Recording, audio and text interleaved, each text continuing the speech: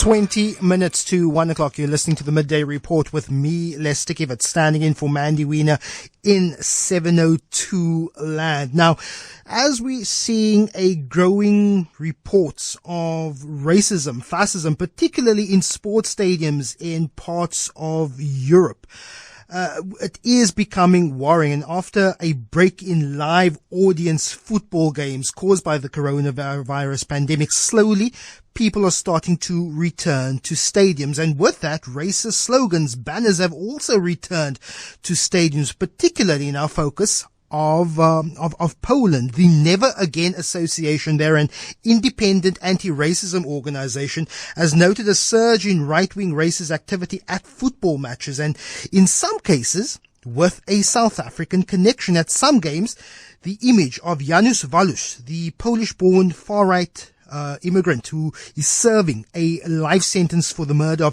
of Chris Hani, had been brandished at some of these stadiums. Joining me now is Rafał Pankowski. He is a spokesperson for the Never Again movement. Rafał, how did the image of Janusz Walus become a symbol for right-wingers in Poland, particularly looking at his South African connections?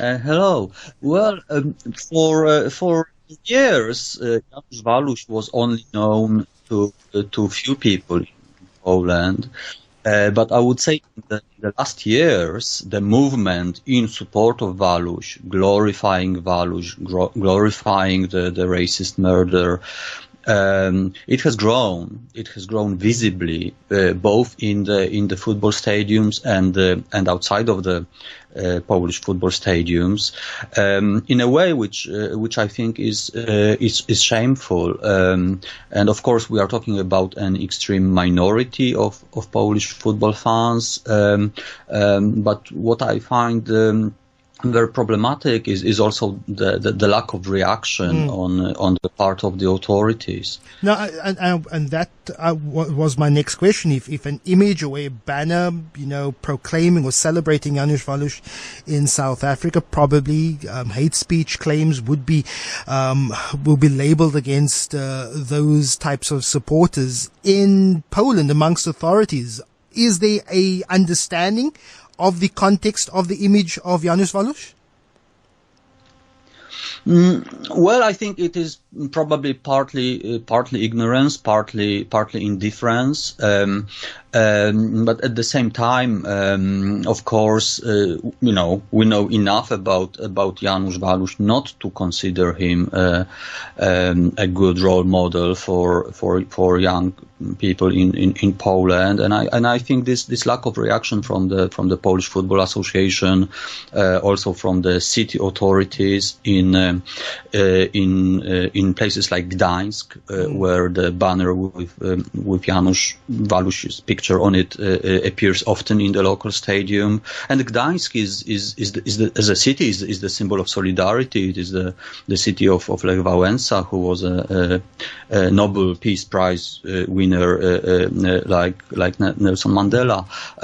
So I think it is shameful. But of course, this is a phenomenon that is related to the more general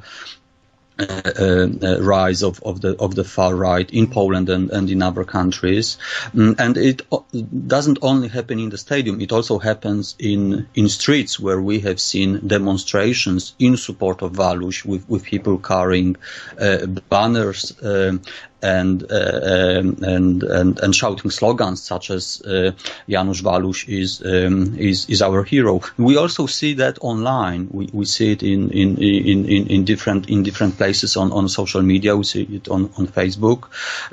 Unfortunately, I might mention this promotion, this glorification of Janusz Walus can also be found on an internet sales platform, OLX, which is owned by Naspers, which ironically is a South African company with a rather problematic history. So I think that adds another level of irony to this phenomenon.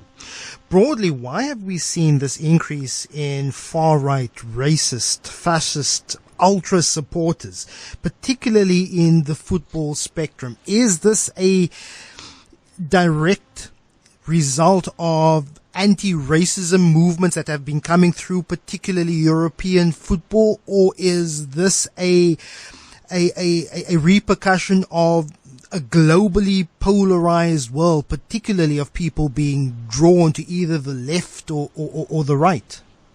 No, I think that the problem is quite deeply rooted in the football culture, especially in Eastern Europe. In the last years and decades, there are extremist groups that actively promote the far right racist and nationalist ideology in the stadiums.